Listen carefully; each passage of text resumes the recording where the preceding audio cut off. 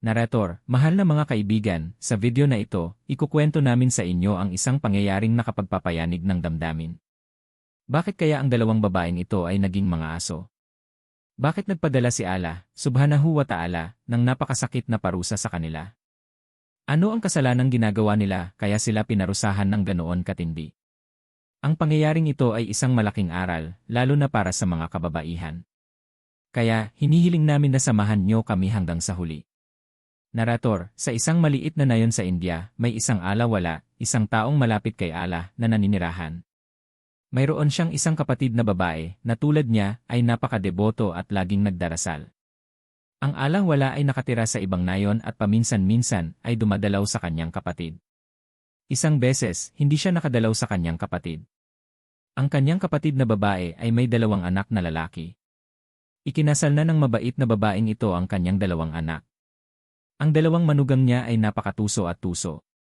Kapag nagdarasal o nagbabasa ng banal na Quran ang mabait na babae sa kanyang silid, labis itong ikinaiinis ng kanyang mga manugang. Palagi silang nagsasabi, "Aba, walang ginawa kundi Allah, Allah," at nakaupo lang, nag-aaksaya ng oras.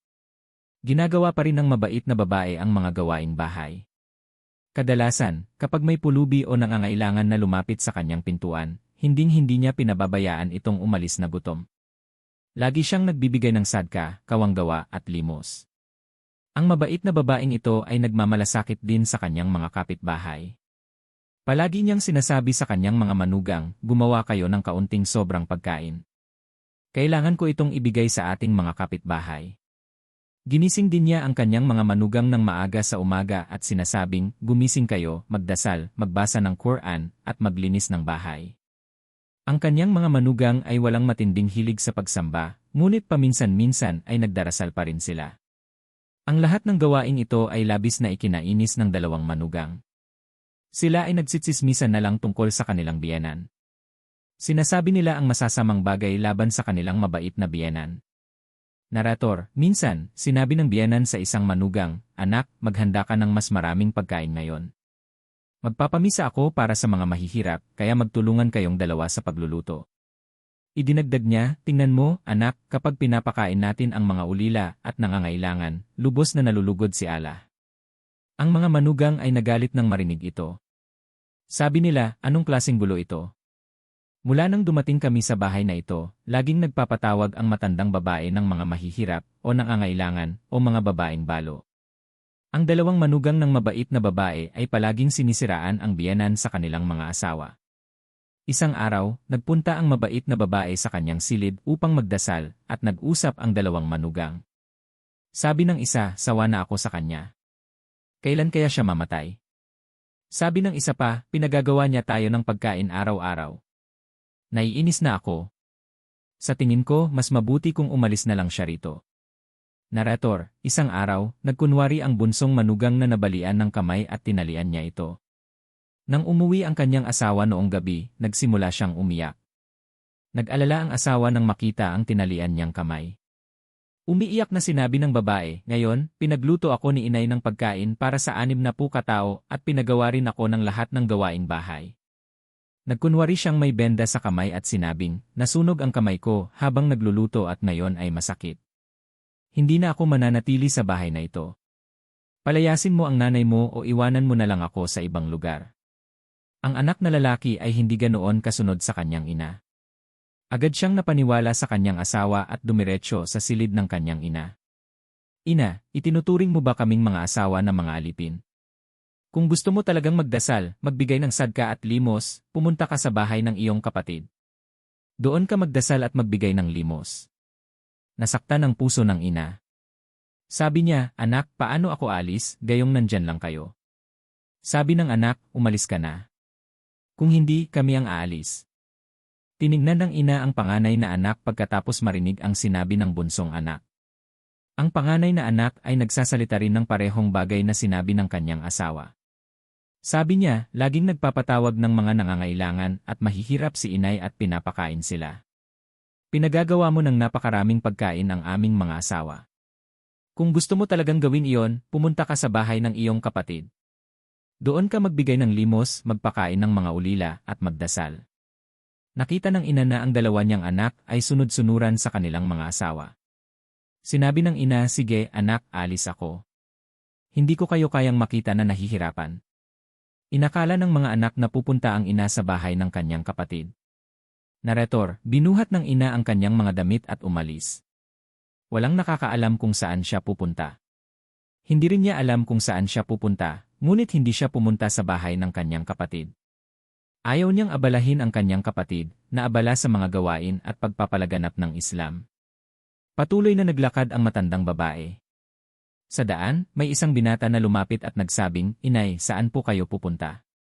Sumagot ang matandang babae, "Anak, naghahanap ako ng aking destinasyon, naglalakbay ako." Sabi ng binata, "Mukhang mag-isa po kayo, inay. Wala po kayong kasama." Tumahimik ang mabait na babae. Sabi ng binata, "Huwag kang mag-alala, inay. Sumama ka sa akin. Mag-isa lang ako sa aking bahay." Kaya, dinala ng mabait na binata ang matandang babae sa kanyang bahay. Maliit lang ang bahay, pero payapa. Sabi ng mabait na babae, "Anak, mag-isa ka lang ba?" Sumagot ang binata, "Opo, inay, mag-isa lang ako, ulila. Wala akong sinuman sa mundo, pero mula ngayon, ikaw na ang nanay ko."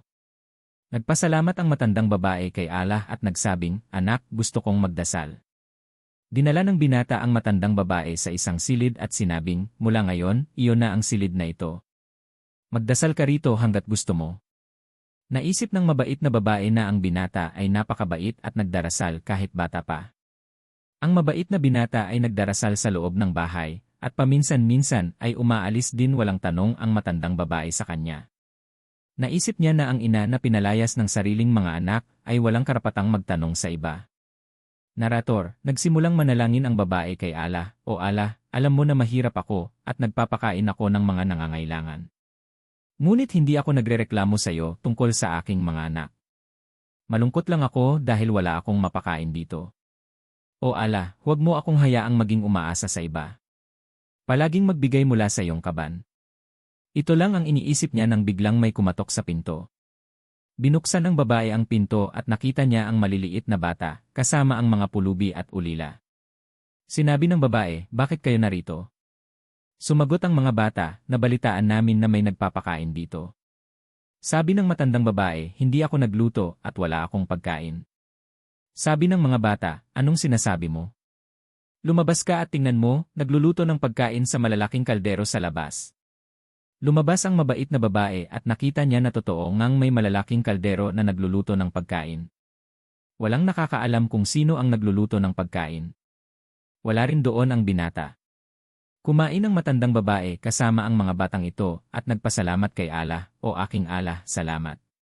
Ito lang ang iniisip ko at tinanggap mo ang aking panalangin."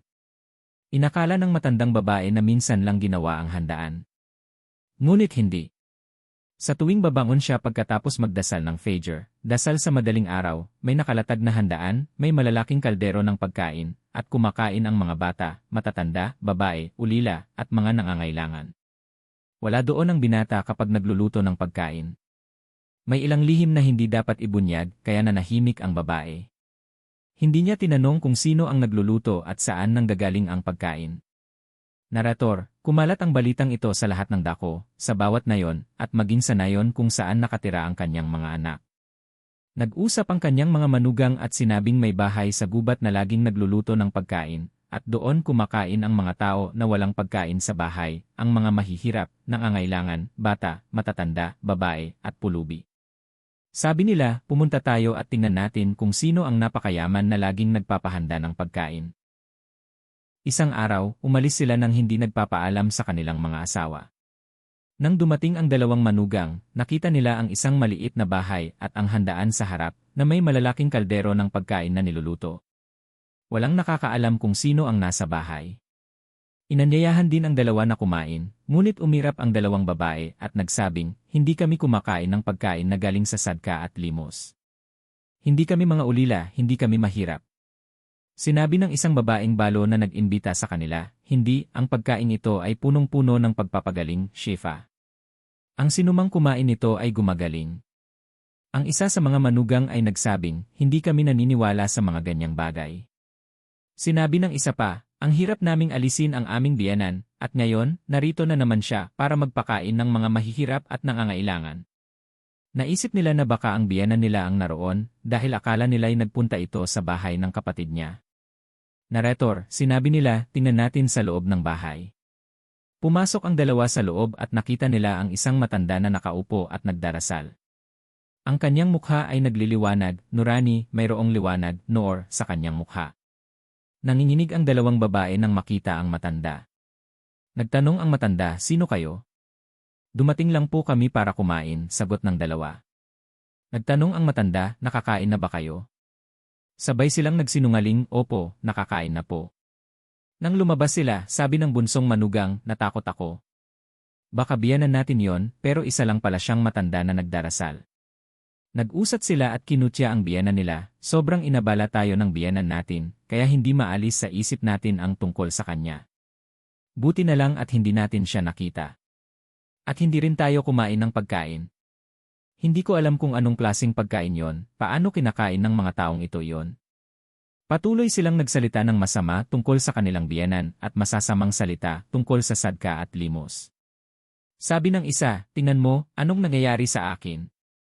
Tiningnan ito ng kasama niya at nagbabago ang katawan niya.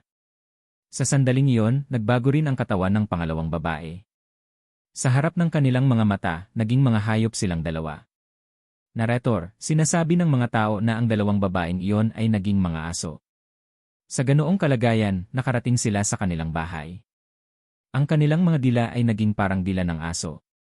Doon, naghihintay ang kanilang mga asawa na may dalang patpat. Narrator, na hindi nila alam kung saan nagpunta ang kanilang mga asawa. Sa sandaling iyon, ang dalawang babaeng naging aso ay lumapit sa kanila. Pinalaya sila ng mga asawa gamit ang mga patpat, kaya sila ay natakot at nagtago sa tabi ng dingding. Umiyak ang dalawang babae, nag-iisip kung paano sila naging mga aso. Sa loob, naririnig nila ang boses ng kanilang mga asawa, na nag-aalala kung nasaan na ang kanilang mga asawa. Nang marinig nila ito, muli silang lumapit sa kanilang mga asawa. Muli, kinuha ng kanilang mga asawa ang patpat at sinimulang saktan sila. Kaya, napilitan silang huwag nang lumapit sa kanilang mga asawa.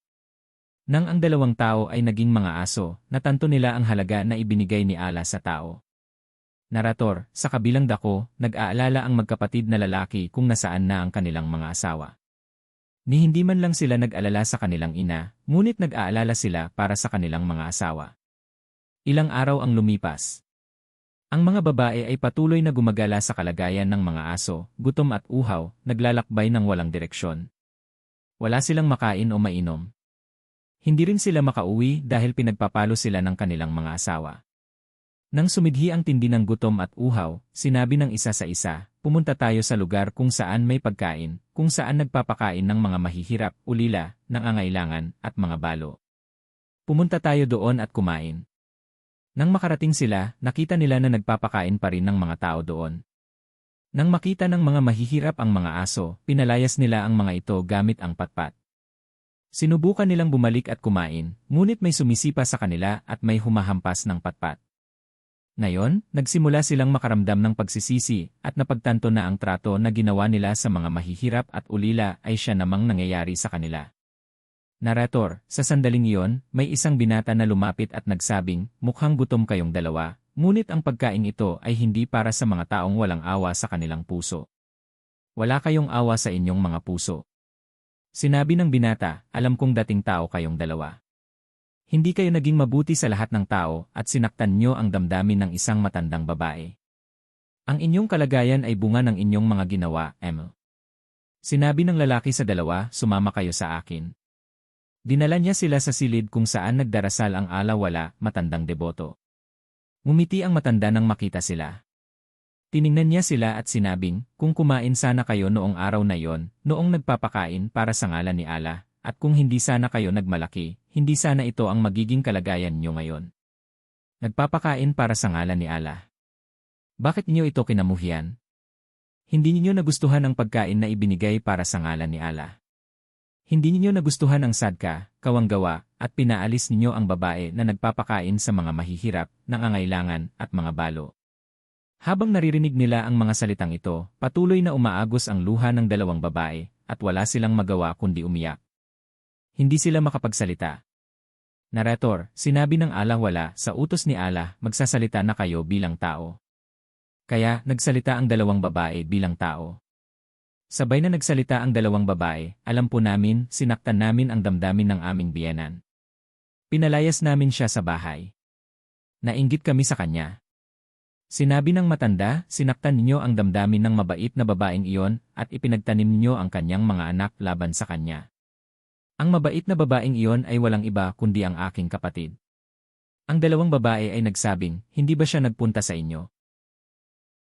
Sumagot ang matanda, hindi siya pumunta sa akin. Hindi siya makakapunta sa akin dahil siya ay isang babaeng may dignidad. At nang nalaman ko ang tungkol sa aking kapatid, ipinadala ko ang aking espesyal na tao sa kanya, na tumulong at nag-alaga sa kanya na parang sarili niyang anak. Sa pamamagitan ng aking kaalaman, alam ko na pinalayas ninyo ang aking kapatid sa bahay ng may paghamak. Iniisip ba ninyo kung saan nanggagaling ang napakaraming pera ng aking kapatid? Paano siya nakakapagluto at nakakapamahagi ng napakaraming pagkain? Kapag ang isang matuwid na alipin ni Allah ay gumastos ng 1 sentimos para sa kapakanan ni Allah, binibigyan siya ni Allah ng 10 beses na higit pa bilang kapalit. Ito ay awa ni Allah. At itong nangyari sa inyo, walang sumpa ng aking kapatid ang kasali rito. Kung kumain sana kayo noong araw na yon, at kung hindi niyo sana kinamuhian ang pagkain na ibinigay dahil sa pagmamalaki at pagmamataas, hindi sana ito ang kalagayan niyo ngayon. Nagmalaki kayo, at ang pagmamalaki ay ginawa ni Satanas, kaya ginawa siyang demonyo mula sa isang anghel. Narrator, ang mga babae ay umiyak ng labis at nagsabing, hayaan niyo po kaming makita si inay ng 1 beses. Gusto po naming humingi ng tawad. Bilang mga aso, nalaman namin kung anong halaga ang ibinigay ni Allah sa tao. Sa sandaling iyon, dumating ang matandang babae. Ang dalawang babaeng naging aso ay lumuhod sa paanan ng kanilang biyenan at humingi ng tawad ng umiiyak. Inay, patawarin niyo po kami. Kahit 1 beses lang, patawarin niyo po kami. Sinabi ng babae, anak, hinding-hindi ko kayo isinumpa, at ang pagpapatawad ay nasa kamay ni Allah. Ang sadka, kawanggawa, ay nagliligtas sa tao mula sa malaking karamdaman at mga pagsubok. Anak, ginagawa ko iyon para sa inyo, upang ang aking mga anak at manugang ay maligtas sa mga karamdaman at pagsubok na ito. Ang dalawang babae ay nagsabing, inay, patawarin niyo lang po kami. Magiging masaya kami kung pinatawad ninyo kami, kahit na manatili kami sa ganitong kalagayan. Patawarin niyo lang po kami. Sinabi ng matandang babae, anak, pinatawad ko na kayo. Narrator, nang aalis na ang mga babae, sinabi ng matandang babae, anak, sandali. Hindi ko kayo kayang makita sa ganitong kalagayan.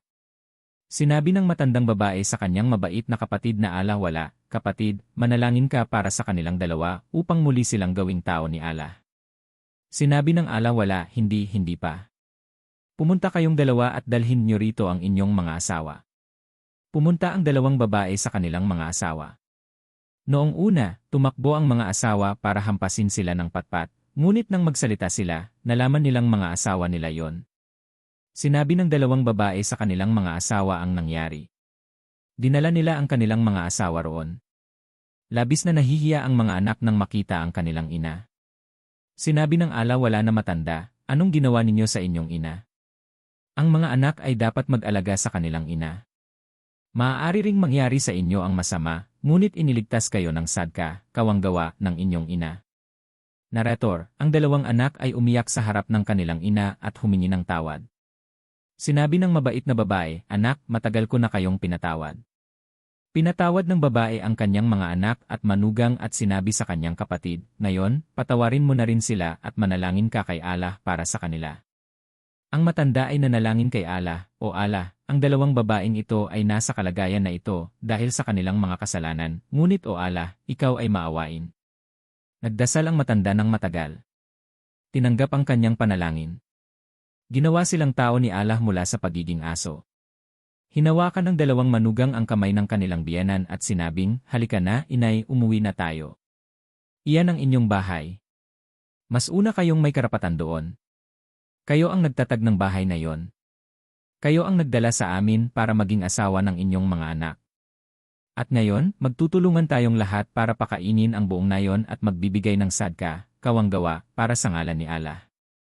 Tunay nga, Ang ibinigay para sa ngalan ni Allah ay bumabalik sa tao ng 10 beses na higit pa, at ang sadka ay nagpapalayo ng mga darating na pagsubok, problema, at paghihirap sa tao. Kaya, laging magbigay ng sadka, dahil ang sadka ay nagliligtas sa tao mula sa maraming karamdaman, problema, at sakuna. At ang paggastos para sa ngalan ni Allah ay nagpapalago ng rizq, kabuhayan, ng kanyang alipin ng 10 beses. Narator, hinihiling namin kay Allah na bigyan niya tayo ng taufik, kakayahan, na gumawa ng mabubuting gawa at iwasan ang mga kasalanan. Amen. Mahal na mga kaibigan, kung nagustuhan niyo ang video, ibahagi niyo ito sa inyong pamilya, kamag-anak, at mga kaibigan dahil kailangan din nilang matuto ng aral. At mag-subscribe sa channel at mag-iwan ng sa comment box.